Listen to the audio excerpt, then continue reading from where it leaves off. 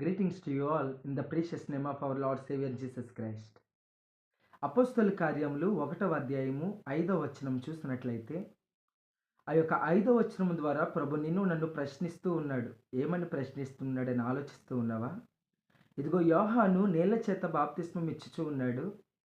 కొన్ని దినములలోగా మీరు పరిశుద్ధాత్మ చేత బాప్తిస్మం పొందెదరని దేవుని లేఖనాలు సెలవిస్తూ ఉన్నాయి. ఆయన మాట్లాడుచూ ఉన్నారు. ఈ యొక్క వాక్యమును బట్టి నిన్ను నన్ను ప్రశ్నించేటటువంటి ప్రశ్న, క్రీస్తును సొంత రక్షకునిగా అంగీకరించి నీళ్ల చేత తండ్రి యొక్కయు కుమారుని యొక్కయు పరిశుద్ధాత్మ యొక్క నామంలో బాప్తిస్మం పొందినటువంటి నీవు ఆ పరిశుద్ధాత్మ చేతను కూడా బాప్తిస్మం పొంది ఉన్నావా? క్రైస్తవులు గాను, విశ్వాసులు గాను, ప్రార్థనా పరులు గాను, దేవుని చేత ఎంచబడిన యోధులు గాను మనం ఆలోచించేటటువంటి ఆలోచన సందేహాలు. ఇదిగో పరిశుద్ధాత్మ చేత అనేక మంది నింపబడుచు ఉన్నారు. పరిశుద్ధాత్మ యొక్క క్రియలు అనేక మంది ద్వారా జరుగుతూ ఉన్నాయి. కానీ పరిశుద్ధాత్మ నేను పొందుకోలేకపోతున్నాను, పరిశుద్ధాత్మ యొక్క అనుభూతి నేను ఆనందించలేకపోతున్నానని ఆలోచిస్తూ ఉంటాను. కానీ నా ప్రియమైన సహోదరి సహోదరుడా, యేసుక్రీస్తు వారు ఆరోహణమయ్యేటటువంటి దినమున తన యొక్క శిష్యులతోనూ తన తల్లితోనూ తన సహోదరులతోనూ అక్కడ ఉన్నటువంటి ప్రజలతో అంటూ ఉన్నాడు. ఏమనంటే చూద్దామా, 1వ అధ్యాయం 4, 5వ వచనంలో ఆయన వారిని కలుసుకొని ఎలాగూ ఆజ్ఞాపించెను, మీరు యెరూషలేము నుండి వెళ్ళక నా వలన వినిన తండ్రి యొక్క వాగ్దానము కొరకు కనిపెట్టుడి. యోహాను నీళ్లతో బాప్తిస్మం ఇచ్చెను గాని కొద్ది దినములలోగా మీరు పరిశుద్ధాత్మలో లేక పరిశుద్ధాత్మ చేత బాప్తిస్మం పొందెదరు అని నేను. దేవునికి స్తోత్రం కలుగును గాక. ఏమని అంటూ ఉన్నారు? ఆయన వారందరినీ కలుసుకున్న తర్వాత ఆయన అంటూ ఉన్నాడు, ఇదిగో మీరందరూ కూడా నా వలన వినినటువంటి నా తండ్రి యొక్క వాగ్దానం కోసం కనిపెట్టండి.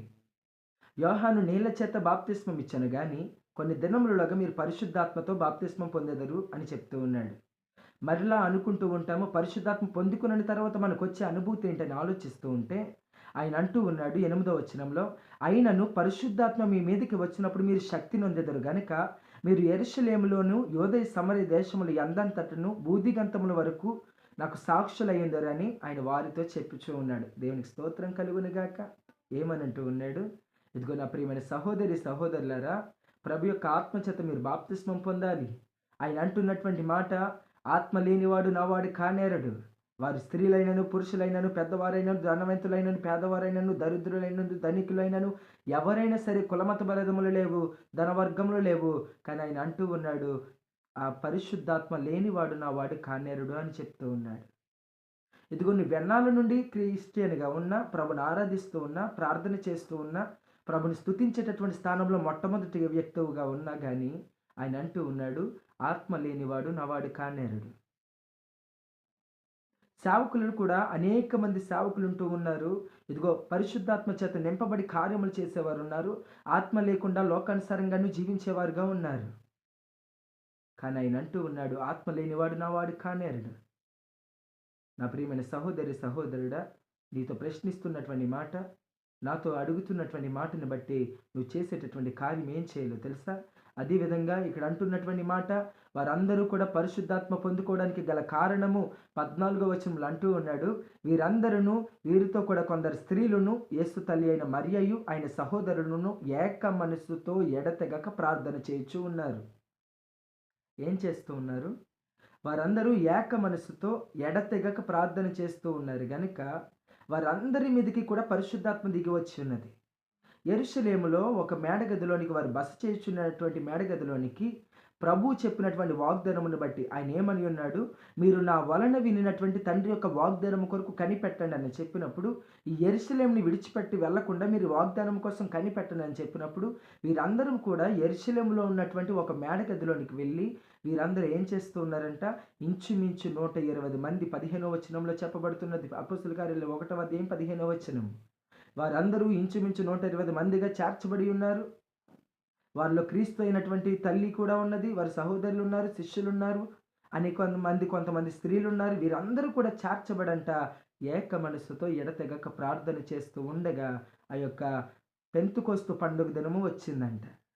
ఆ పెంతుకొస్తు పండుగ దినం రానే వచ్చినప్పుడు అందరూ ఒక చోట కూడి ఉన్నారు గనక అప్పుడు వేగముగా వీచు బలమైన గాలి వంటి ఒక శబ్దము వారి మధ్యలోనికి ఆ గది నిండా కూడా నిండి ఉన్నది.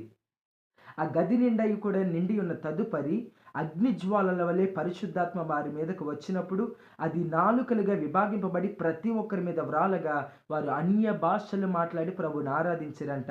ఆ దినము నా యొక్క మేడగది క్రింద యెరూషలేములోను ఆకాశము క్రింద ఉన్నటువంటి ప్రతి ఒక్క జనాంగము కూడా ఉన్నారంట. నా ప్రియమైన సహోదరి సహోదరుడా, అక్షర జ్ఞానం లేనటువంటి వారు అన్య భాషల చేత ప్రభుని మాట్లాడి ప్రభు గణపరిచి ఉన్నారంటే కారణము వారు ఏక మనసు కలిగి ఎడతెగక ప్రార్థించి ఉన్నారు. పరిశుద్ధాత్మ చేత అభిషేకం పొందుకొని ఉన్నారు. పరిశుద్ధాత్మ బాప్తిస్మం పొందుకొని ఉన్నారు. ఆయన అంటూ ఉన్నాడు, యూదేయ సమరయ దేశములందంతటను భూదిగంతముల వరకు మీరు సాక్షులై ఉంటారని చెప్తూ ఉన్నాడు. మనము గమనించి ఉన్నాము కదా. ఇదిగో ఆయన చెప్తున్నటువంటి శిష్యుల్లో పేతురు, యోహాను, యాకోబు, ఆంద్రేయ, ఫిలిప్పు, తోమ, బర్తలమయ్య, మత్తయి, అల్ఫయి వీరందరూ కూడా ఉన్నారు కదా. వీరిలో పేతురుని చూసి ఉన్నావా? పేతురు ఈ విధంగా బాప్తిస్మం పొందిన తదుపరి పరిశుద్ధాత్మ చేత నింపబడి అన్య భాషలు మాట్లాడిన తదుపరి సువార్త ప్రకటిస్తూ ఉండగా వారందరి మధ్యలో నిలబడి క్రీస్తు నిమిత్తము సువార్త ప్రకటిస్తూ ఉండగా ఇంచుమించు 3,000 మంది బాప్తిస్మం పొంది ఉన్నారన్నటువంటి వార్తని వెరుగవా? ఆ తదుపరి పేతురు యోహానును దేవాలయము ఎక్కి ఉదయకాలమున ప్రార్థనకు వెళ్ళుచు ఉండగా ఆ దేవాలయపు మెట్ల మీద కుంటివాడైనటువంటి వాడిని ఆ కుంటివాడు నడిచే విధముగా నాకు కలిగి ఉన్నది నీకు ఇస్తూ ఉన్నాను, నా యొద్ద బంగారము వెండియు లేదు కానీ నాకు కలిగి ఉన్నది నీకు ఇస్తున్నాను, నజరేయుడైన యేసు నామమున నీవు నడువుము అనగా వాడు నడవలేదా? ఈ విధముగా ప్రభు యొక్క ఆత్మ పరిశుద్ధాత్మ చేత బాప్తిస్మం పొందిన అనేక మంది వారందరూ కూడా భూదిగంతముల వరకు సాక్షులై బ్రతుకుతూ ఉన్నారు. ఈనాడు ప్రభు నిన్ను నన్నే సృష్టించినది ఎందుకో తెలుసా? నీ ద్వారాను నా ద్వారాను ఆయన మహిమపరచబడాలి. నీవు నేను ఆయనకి సాక్షులుగా జీవిస్తూ ఉండాలి. ఆయనకి సాక్షులుగా బ్రతకాలంటే, ఆయన మహిమపరచాలంటే, ఆయన స్తుతించాలంటే మొట్టమొదటిగా నీకు ఎడతెగని ప్రార్థన కనిపెట్టే విధానము నువ్వు కలిగి ఉండాలి. ఏక మనస్సు కలిగి విశ్వాసము చేత ప్రార్థించేవానికి ఆయన మెండుగా పరిశుద్ధాత్మ అగ్ని జ్వాలల చేత రగిలింప చేయడానికి సిద్ధముగా ఉన్నాడు. ఇంతవరకు నువ్వు సందేహపడుచు ఉన్నావు, పరిశుద్ధాత్మ నేను పొందుకోలేకపోతున్నానని. కానీ ఆయన ఈనాడు నీతో మాట్లాడుతూ ఉన్నాడు. పరిశుద్ధాత్మను నువ్వు పొందుకోవాలంటే ఆయన యొక్క వాగ్దానము కోసం కనిపెట్టుచు నువ్వు ఎడతెగని ప్రార్థన చేసినట్లయితే ఆయన యొక్క ఆత్మని మెండుగా నీకు దయచేయడానికి సిద్ధముగా ఉన్నాడు.